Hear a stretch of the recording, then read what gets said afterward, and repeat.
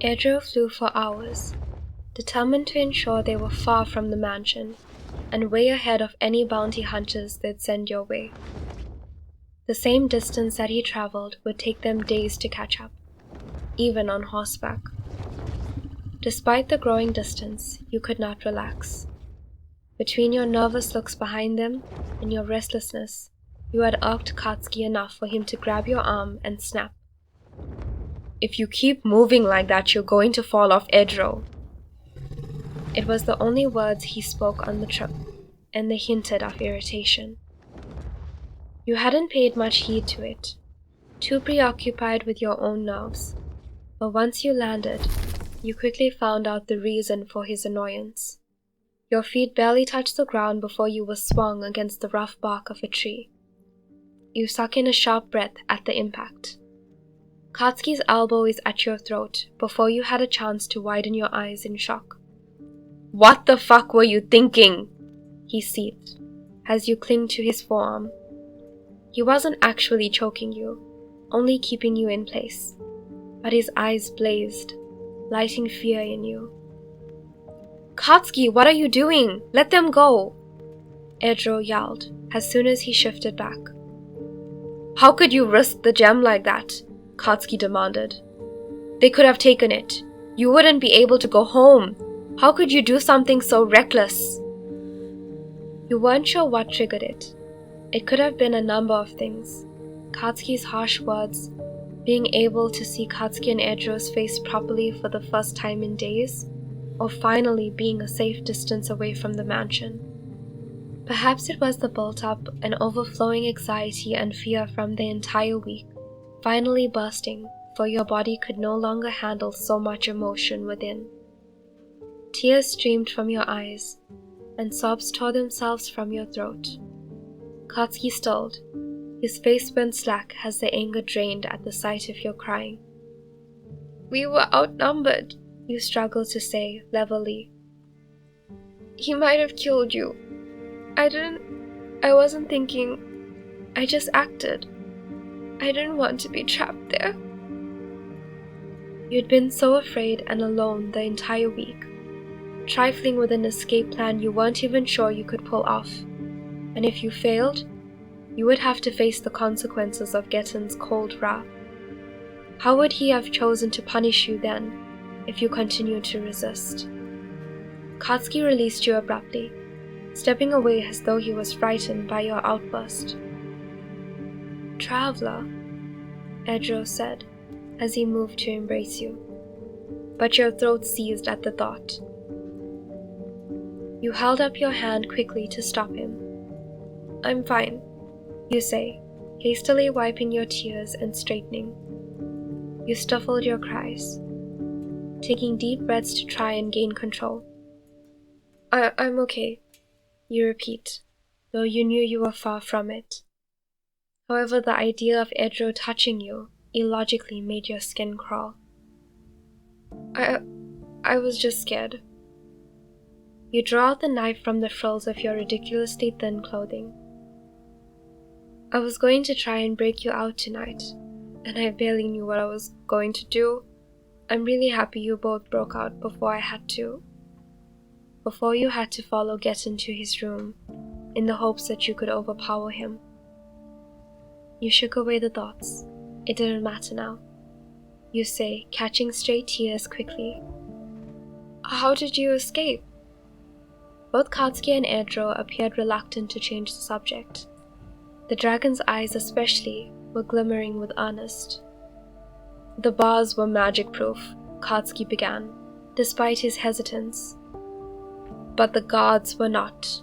We've been baiting them for the past few days when they brought down our meals. One finally snapped tonight and we managed to knock them out and get the keys," Katsuki explained, his eyes scanning you up and down as though he could pluck out what was wrong and fix it. But in all honesty, you weren't even sure yourself what was wrong.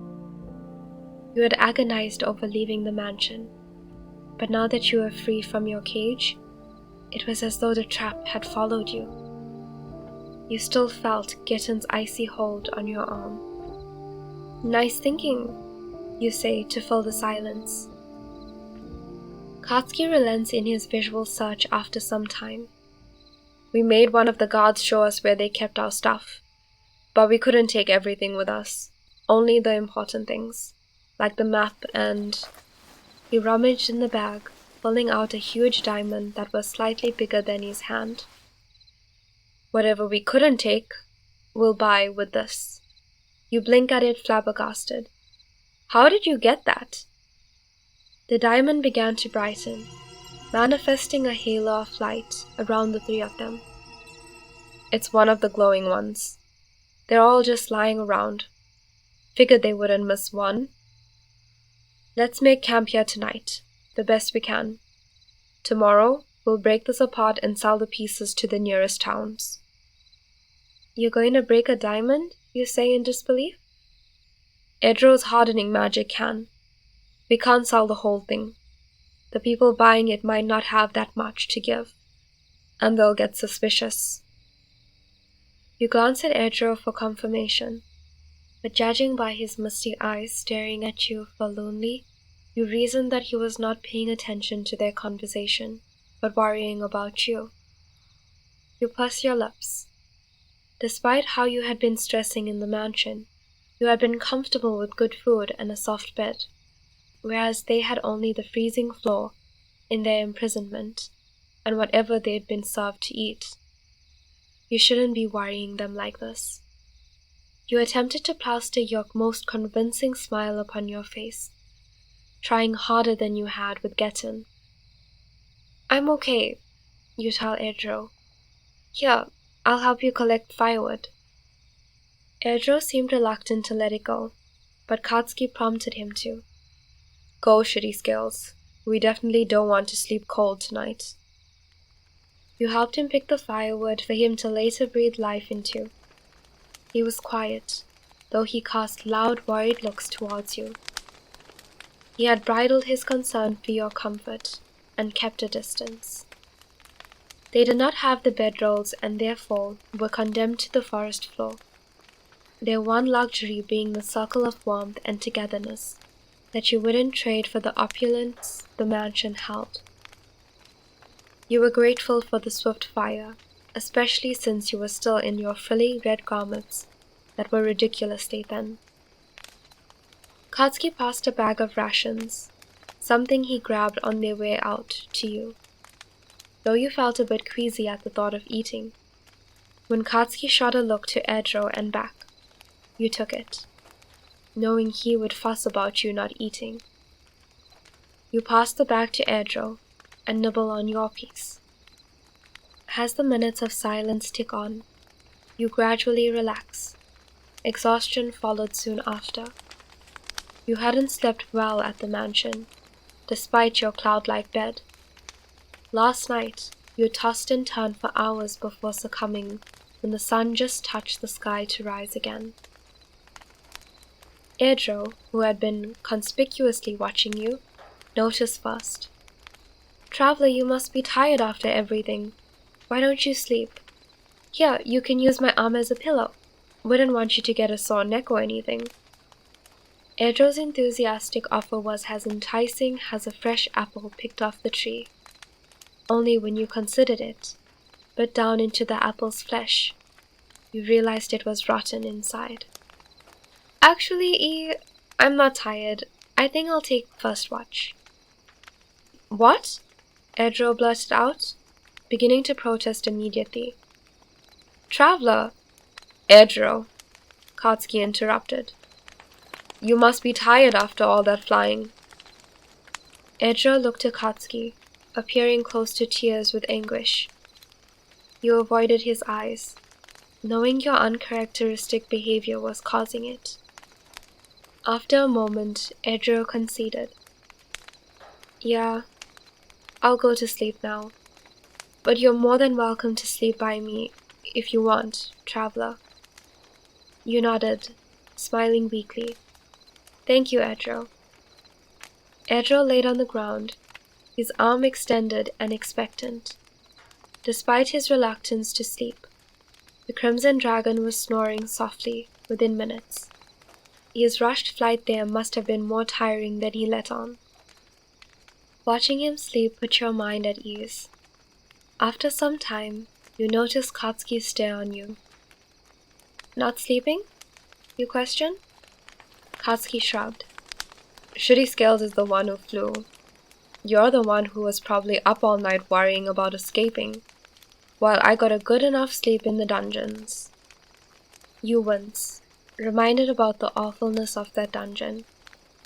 You'd only spent 2 days there, yet they had suffered for longer.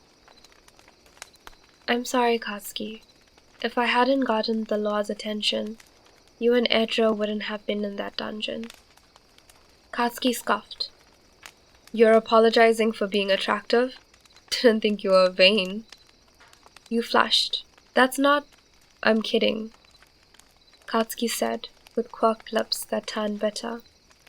You shouldn't apologize for that fucking asshole not being able to understand what no means. You play with your thumbs in your hand, nodding to show Katsuki you had heard him. Your throat burned.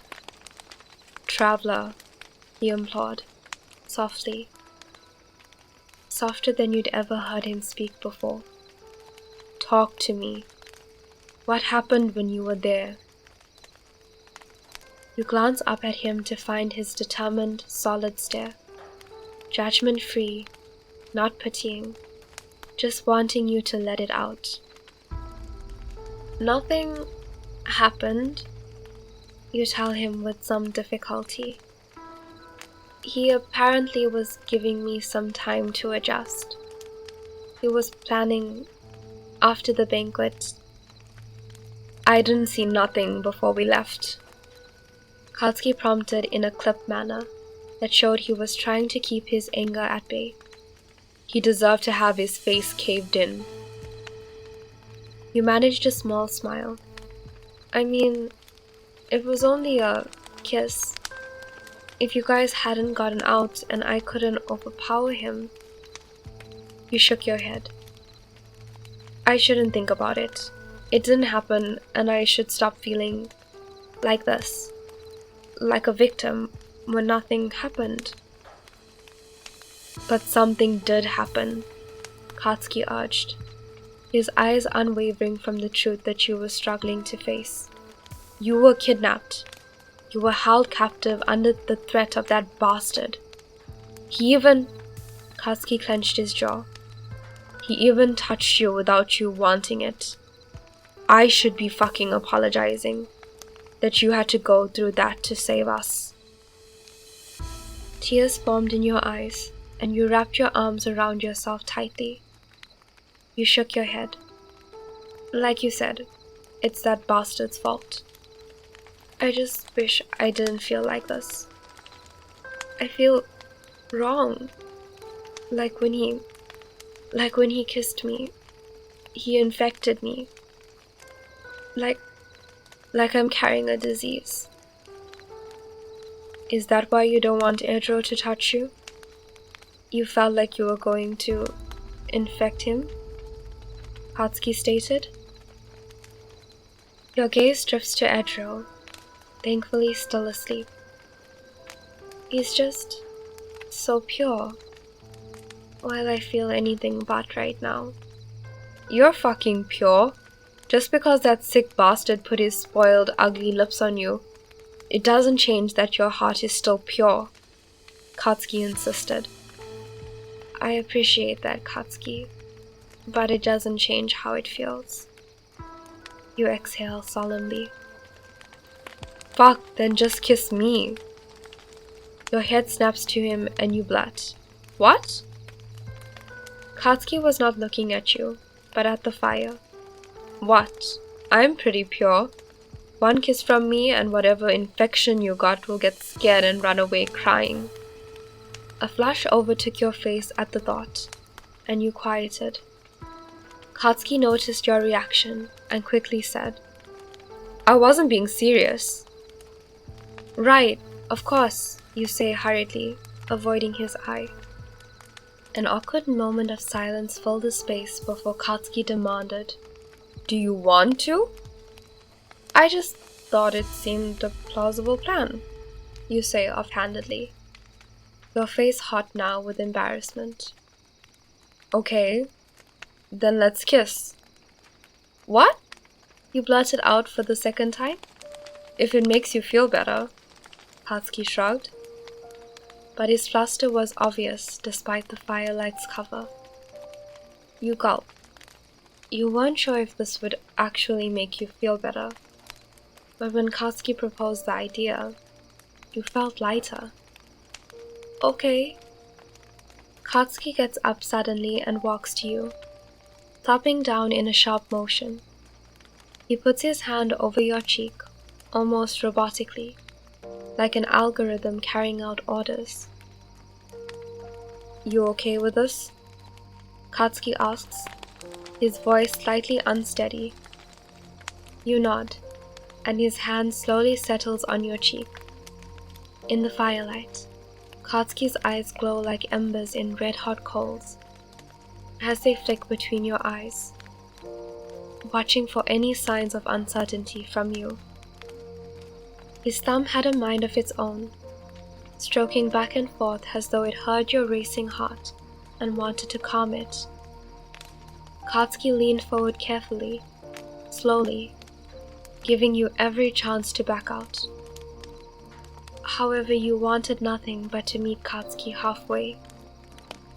His touch was so contrary from the way Getten had impetuously grabbed you. You had been sickened by Getten's touch, but in this moment, with Katsuki, you were sucked into his orbit and pulled in by gravity with the strength of the sun. And what were you against such power? Willing and welcoming. The distance closed and Katsuki's lips were feverish against yours. You hadn't realized you were cold until you were made aware of his eternal summer. The press of his skin on yours burned away at the disease you had felt fester in you. The virus not able to withstand Katsuki's ferocity. The awful scum that seemed to cake over all the areas Getten had touched, seemed to harden, crack, and crumble away with every press of Katsuki's lips. You raised your hand, desiring to reach out, and touch Katsuki and reciprocate the flame he ignited in you. But Eijirou's snore broke the trance they'd both been lost to. You broke apart, breathing heavily and noting that Katsuki was also visibly out of breath. He pulled his hand away. Well, feeling fucking pure again? You hum. Thank you. Great, Katsuki said shortly and got up, walking back to his original spot. So you should have no problem going to sleep by Eijirou now. You glanced back at Eijirou, his arms still out and waiting. You hesitate. Katsuki sighed. Listen, Eijirou's pretty pure too. Whatever leftover feeling you might have, I'm sure being near him will help. His heart's too full to be corrupted anyway.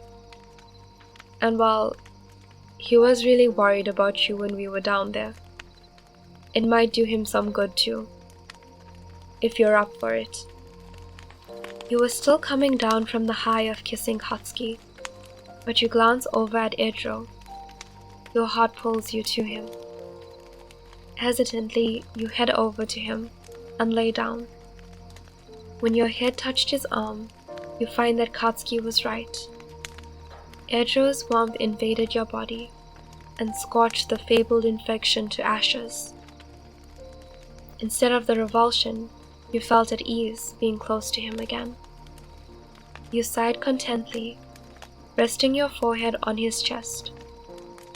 In his sleep, Eijirou sensed your presence and wrapped his arm and wing around you, protective even when unconscious. At last, your body understood that it was safe, and sleep began to invade. Before you could be pulled under, you mumble, "Thank you, Katsuki. Go to sleep, traveler. We have a lot to do tomorrow, starting with getting you new clothes." And this time, you are not leaving our sides for a moment.